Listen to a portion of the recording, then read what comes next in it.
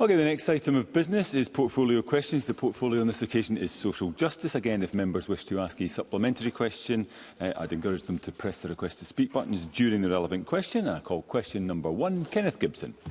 Thank you, Presiding Officer. To ask the Scottish Government for its response to National Records of Scotland data showing that 2023 has the lowest number of recorded births in Scotland since records began in 1855. Minister Colcap-Stewart.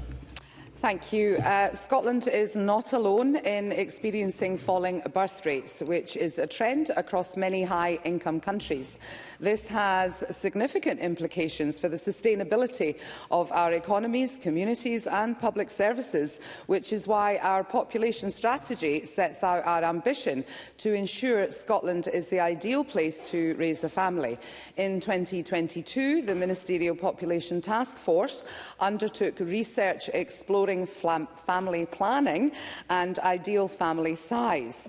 The task force are now considering the next steps for this work alongside the recent census data in order to support people who have the number of children that they wish to have. Kenneth Gibson.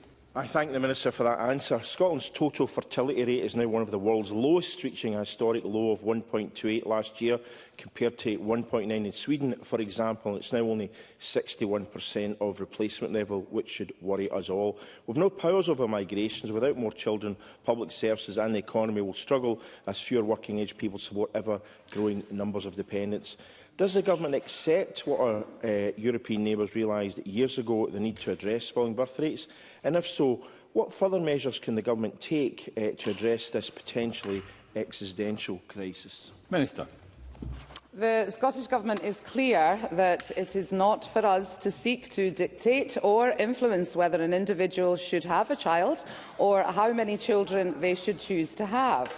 However, a key aim of the family-friendly strand of our population strategy is to ensure we are creating the right conditions for people to have the number of children that they wish to have. And the task force brings together relevant ministers from across the Scottish Government to ensure we have a joined-up, cross-portfolio approach to delivering the ambitions set out in the strategy. Thank you. Supplementary, Liz Smith. Kenny Gibson is quite right to raise these demographic concerns, and of course these come at the same time as we are battling against rising rates of economic inactivity. So can I ask the Minister what she sees as the top priority when it comes to policies to address economic inactivity? Minister.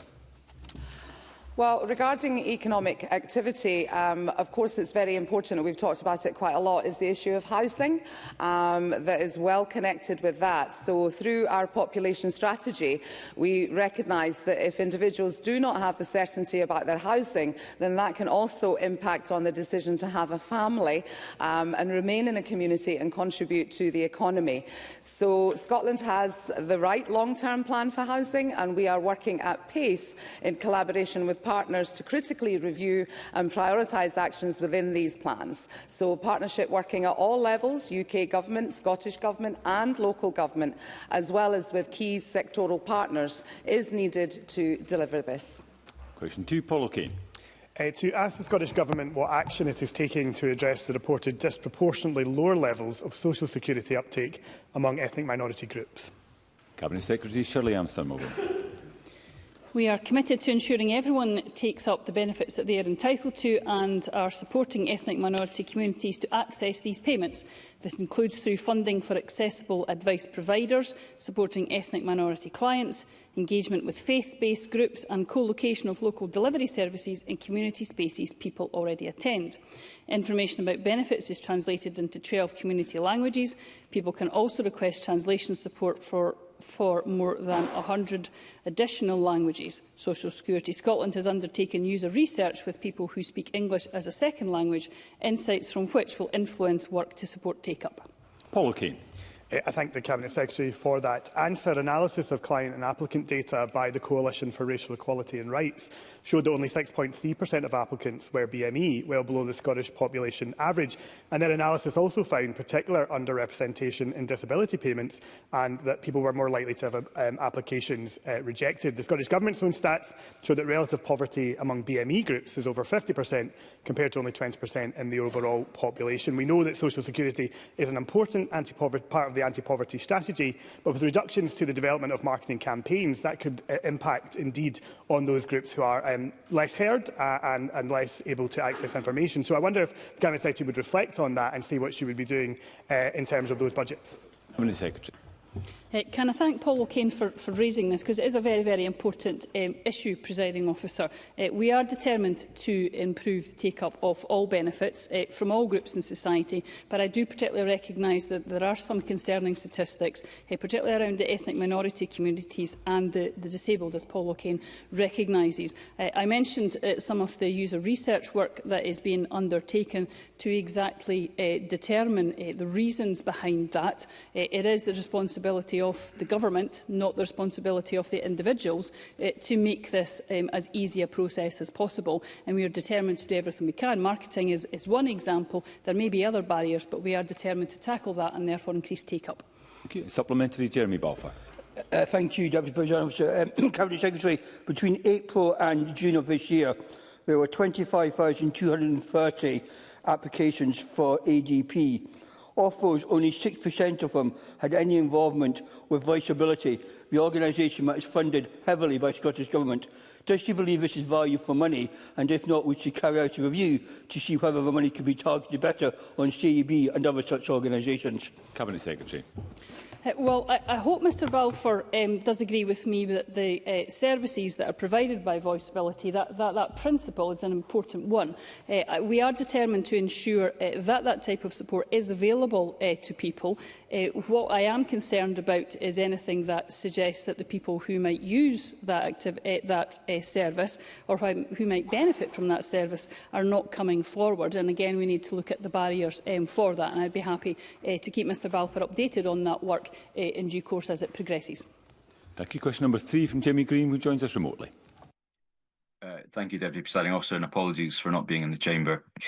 To ask the Scottish Government what its response is to reported comments from the Director of the Human Rights charity Making Rights Real that, I quote, "the long arm of the government often stretches to silence organisations that receive funding from the state," end quote.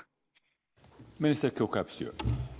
Thank you for that question. The Scottish Government welcomes discussion and challenge on all matters of public policy and from all quarters. It is fundamental to the health of our democracy.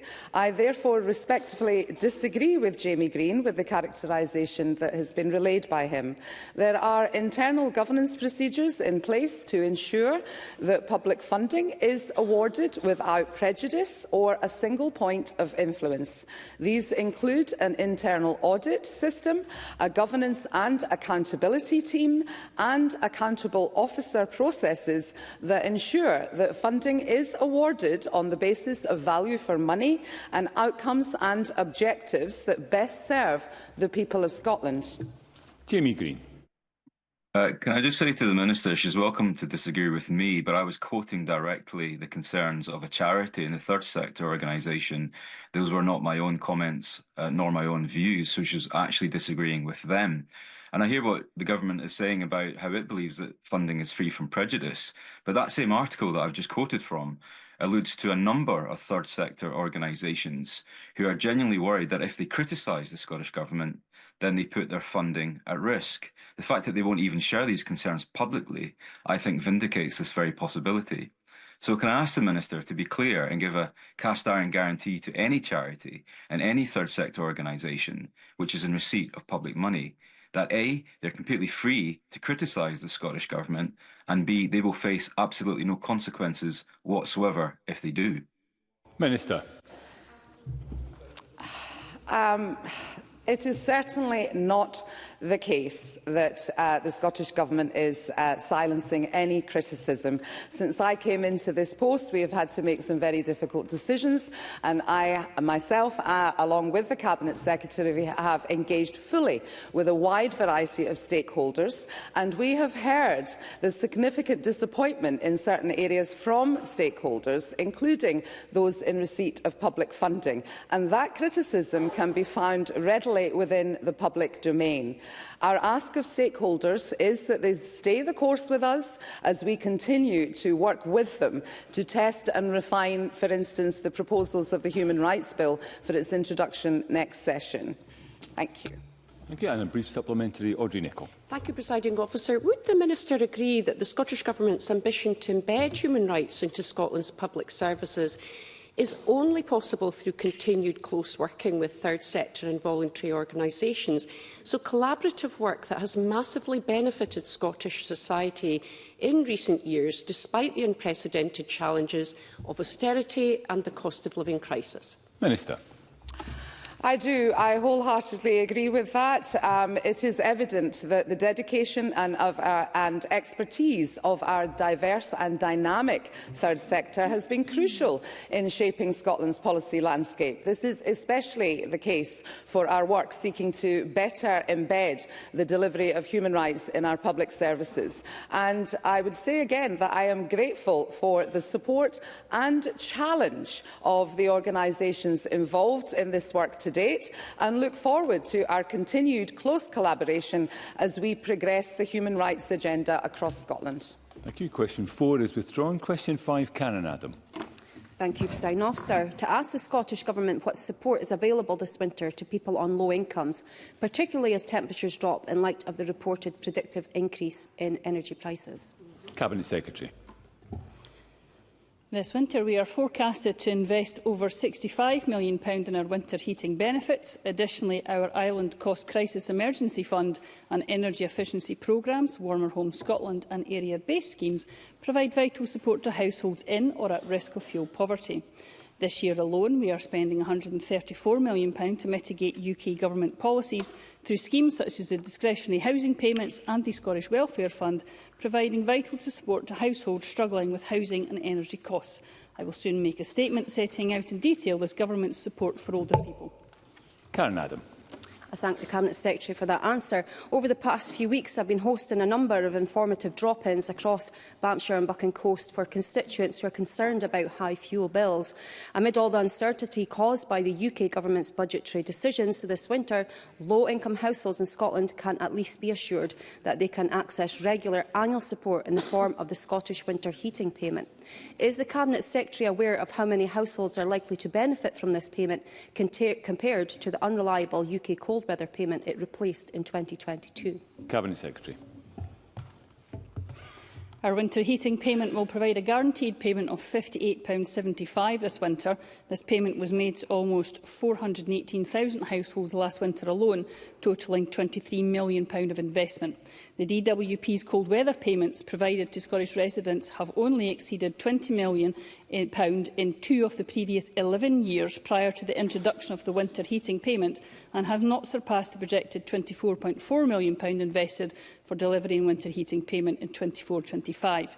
Winter heating payment breaks the link with weather dependency and provides financial support no matter the weather, so that low-income households will automatically be paid and do not, ironically, have to hope for cold weather to be sustained to receive support. Question 6, Tim Eagle. Presiding Officer, to ask the Scottish Government whether it will provide an update on how many houses have been built in rural communities as a direct result of funding from the Rural and Island Housing Fund since the fund was established. Minister Paul McLennan. Since the Rural and Islands Housing Fund was first launched in 2016-17, it has supported the delivery of 253 affordable homes. The Rural and Island Housing Fund plays an important role in offering support to community organisations, private landowners and others to deliver affordable homes, and complements the significant delivery in rural and island areas by councils and registered social landlords programme through our mainstream affordable housing supply programme. Tim Eagle. Research by Scottish Land and Estates revealed that more than £100 million of funding that was earmarked for rural and island communities was diverted to housing projects in Edinburgh and Aberdeen. Given several rural local authorities, including that of the Housing Minister, have declared housing emergencies, how does this decision square with the SNP government's talk about reversing rural depopulation? Minister. This is not correct, as funding through Scotland's main affordable housing supply programme is not ring-fenced for urban or rural areas. There is therefore no money to be returned for analysis purposes. Projects may be recorded as rural or urban based on population and accessibility data and according to definitions set out in published guidance. The share of funding each local authority area receives through the Affordable Housing Supply Programme is informed by the Strategic Housing Investment Programme and framework agreed with COSLA and supports the delivery of local authority strategic affordable housing priorities.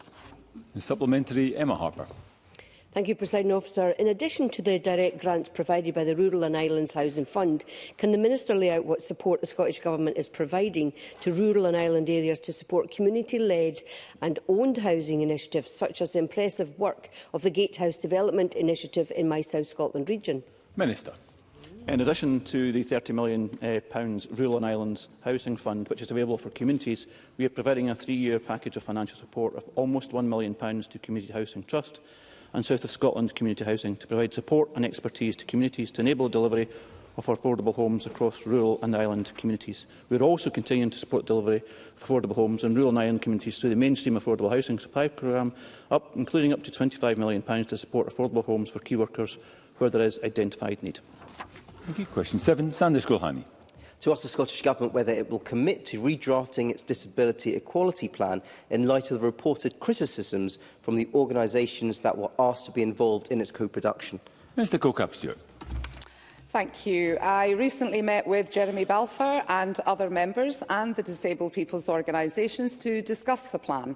It will take a collective effort and investment over several years to deliver equality for disabled people. This first publication is one step on that journey and does not represent the full extent of our ambition. Due to the challenging fiscal situation, difficult decisions had to be made to ensure that this first stage of our plan is deliverable. The plan lays important foundations around improved accountability and collective leadership and can build on future phases to deliver impactful change. Sanders Gulhani. Clearly, the Minister was not at the meeting that she remembers, because Disability Equality Scotland, Glasgow Disability Alliance and Inclusion Scotland have described their members as raging with the Scottish Government. They say co-production process has been a sham and they are left with a weak and diluted disability plan. To quote Theresa Burke, GDA's chief executive, the plan offers no commitment to meaningful action and no progress towards disabled people's equality. And after spending 20 months of time and resources trying to collaborate with the Scottish Government, co-production has collapsed and DPOs have withdrawn support. This is a very familiar tale when it comes to this SNP government. They say they've engaged, but the problem is they don't actually listen and yet again have failed to deliver on their promises. So will the Minister now make urgent changes to the plan, given not one of the stakeholders' 5 key asks have been met by this version? Minister.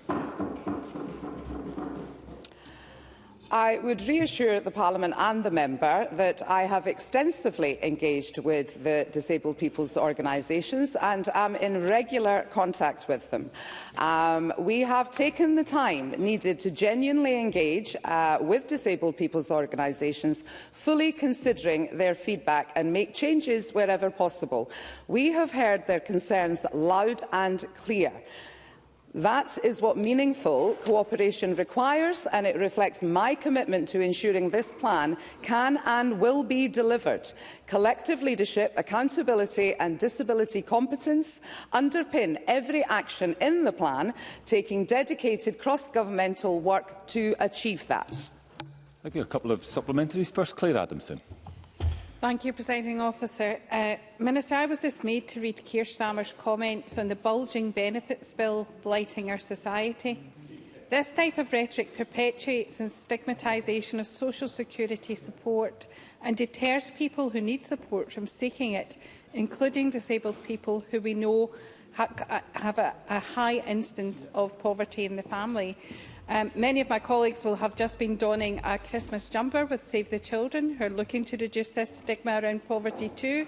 So will they welcome me welcoming the Government's Equality and Human Rights Fund and the work that it will provide for disabled people's organisations in supporting them in Scotland this year? Minister. I thank Claire Adamson and I do agree with her comments. Our £5 million Equality and Human Rights Fund is helping to tackle inequality and discrimination.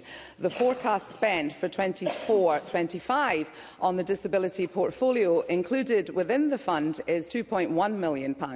This is inclusive of core grant funding to disabled people's organisations, Glasgow Disability Alliance, Disability Disability Equality Scotland and Inclusion Scotland. The fund also includes a range of projects that deliver vital services to disabled people across Scotland. And briefly, Willie Rennie.